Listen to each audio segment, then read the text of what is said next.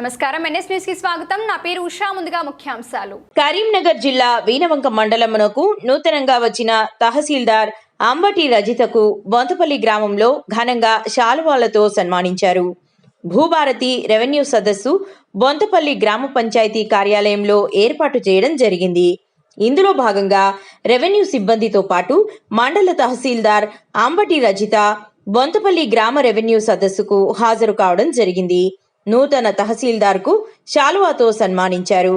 ప్రజలందరూ భూభారతి కార్యక్రమంలో భాగంగా రెవెన్యూ సదస్సులో అందించినటువంటి దరఖాస్తులను అధికారులు స్వీకరించి అన్ని సమస్యలను పరిష్కరిస్తామన్నారు.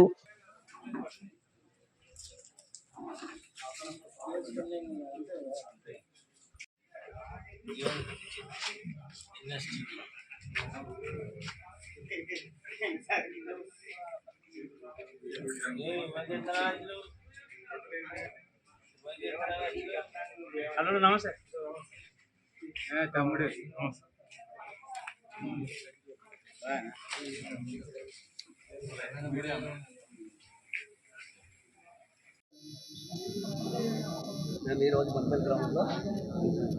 రెవెన్యూ సదస్సుల్లో భాగంగా ఈరోజు బొంతపల్లి గ్రామంలో రెవెన్యూ సదస్సు నిర్వహించడం జరుగుతుంది.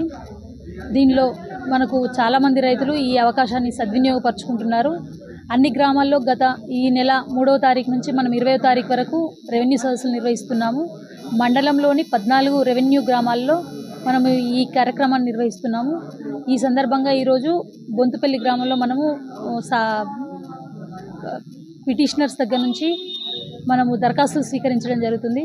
దీనిలో ముఖ్యంగా చూసినట్లయితే రైతులు ఎక్కువగా సాదాబైనామా పిటిషన్లు ఎక్కువగా ఇవ్వడం జరుగుతుంది. అంతేకాకుండా పెండింగ్ విరాసత్ అంటే తండ్రులు కానీ తాతలు కానీ చనిపోయి ఉండి ఇంకా వాళ్ళ వారసుల పేరు మీదకి భూమి ఎక్కనటువంటి భూములు, ఇంకా కొన్ని డాక్యుమెంట్లు కొంచెం వాళ్ళకు రావాల్సినటువంటి భూమి కంటే తక్కువగా రావడం విస్తీర్ణాల్లో, ఇలాంటి డాక్యుమెంట్లు మనకు పిటిషనర్ దరఖాస్తులు అనేవి ఎక్కువగా రావడం జరుగుతుంది. ఇప్పటి వరకు మనకు 10 రెవెన్యూ విలేజ్ల్లో ఈ కార్యక్రమం అనేది కంప్లీట్ అయింది. దీనిలో భాగంగా మనకు 1824 దరఖాస్తులు స్వీకరించడం జరిగింది.